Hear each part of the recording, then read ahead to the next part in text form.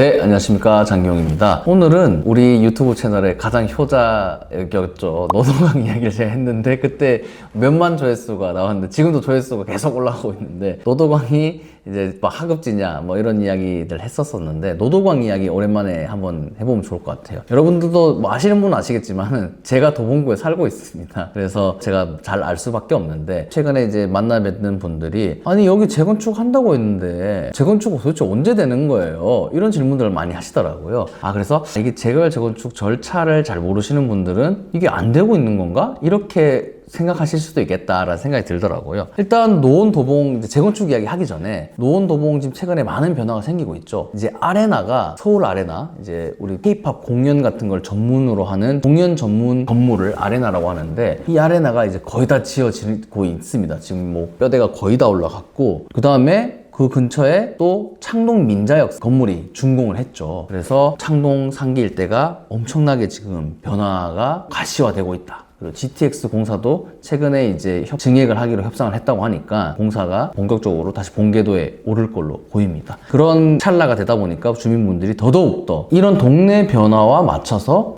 내가 살고 있는, 내가 가지고 있는 아파트의 재건축은 도대체 언제 되는 거냐 이렇게 궁금증이 더 올라오시는 것 같아요. 결론부터 말씀드리면 재건축은 이미 시작이 됐다라고 말씀드릴 수 있겠습니다. 지금 실제로 상계동, 중계동 일대에, 하계동 일대에 여러 단지들이 정비 계획 수립이 속속들이 고시가 되고 있죠. 그리고 창동 상계 일대에 지금 여러 가지 지구 단위 계획이 상계 중계 하계는 이미 지구 단위 계획이 확정이 돼서 고시가 됐고요. 그 다음에 창동 일대도 지금 지구 단위 계획이 거의 막바지에 다다른 상태입니다. 지구 단위 계획이라는 걸 이해를 해야지 조금 더 이해가 편하실 것 같아요. 지구 단위 계획이라는 거는 우리가 그냥 개별적으로 단지마다 그냥 건물을 지어버리면 이 통일성도 없고 뭐 조화도 안 되고 좀 그럴 수 있잖아요. 그래서 이 단지에는 요런 요소, 요 단지에는 요런 요소를 좀 가미해서 이렇게 개발을 유도해서 좀 각각의 개성을 가지고 있지만 또 그 안에서 조화를 이루고 각각의 시설물들을 같이 공유해서 쓸 수 있는 통합적인 관리 계획을 세우는 걸 바로 지구 단위 계획이라고 합니다. 그래서 이 지구 단위 계획 가이드 안에서 개별 단지에 대한 정비 계획이라는 게 수립이 되는 거고요. 그러다 보니까 지금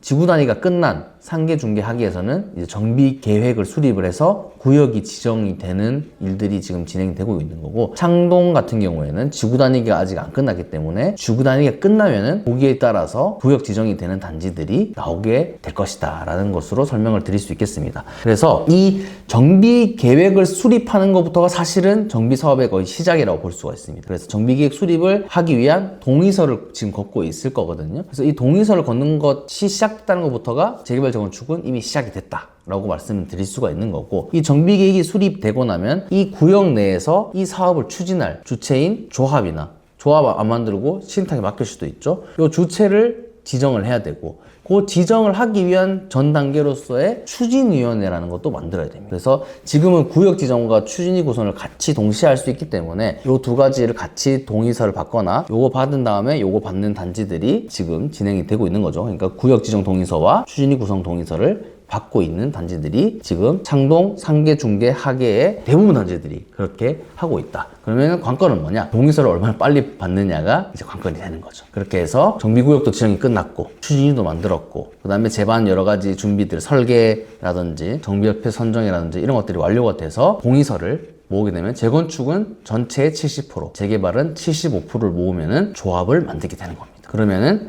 이제 여러분들이 아는 재건축이 진짜로 시작되는 조직인 조합 설립 단계가 되는 거죠. 그러고 나면은 이제 건설사 뽑고요. 그리고 총 몇 평 짓는지를 정비계에서 정하게 되니까 거기서 쪼개서 몇 평짜리 몇 개, 몇 평짜리 몇 개 짓는지를 정하고 그걸 확정하는 거를 사업 시행 인가라고 합니다. 그러고 나면은 이제 기존 소유자분들이 평수를 선택하는 조합원 운영을 하게 되고요. 그러고 나면은 이제 이사 나가시게 되는 겁니다. 그러면은 일반인들이 생각했을 때는 이사 나갈 때 진짜 재개발 뭔가 변화가 일어났구나 이렇게 느낄 수가 있잖아요. 그죠? 그렇기 때문에 여러분들이 아는 재개발 언제 되나요? 쉽게 말해서 언제 이사 나가요는 사실은 이 지금 진행하고 있는 이 구역 지정 단계 기준으로 봤을 때는 한 4년에서 6, 7년 뒤의 일이다 라고 볼 수 있는 겁니다. 그러니까 재건축은 이미 시작이 된 거고요. 그게 가시적으로 어떤 물리적인 행위가 일어나기 전까지는 모든 건 행정적인 부분에서 처리가 일어나는 겁니다. 행정적인 처리가 끝나고 나면은 물리적으로 이사 나가게 되고 철거하게 되고 철거 끝나고 나면은 모델하우스 지어서 분양하고요. 그리고 착공을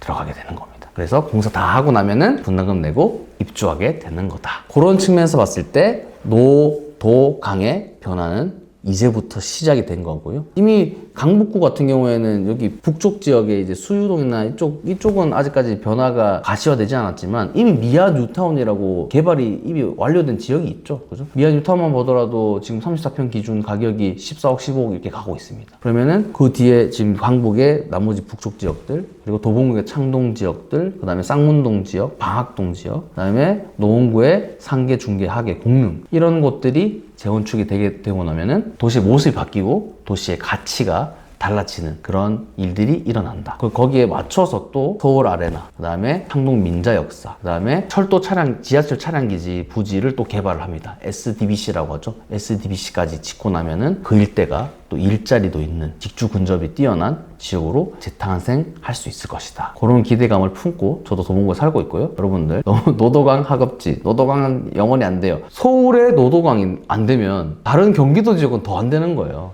너무 그렇게 지역을 편가르기 할 필요도 없고요. 각자 사시는 지역에서 각자 가치를 최선으로 극대화시키는 사업을 추진해 나가시면 좋을 것 같습니다. 여기까지 하겠습니다.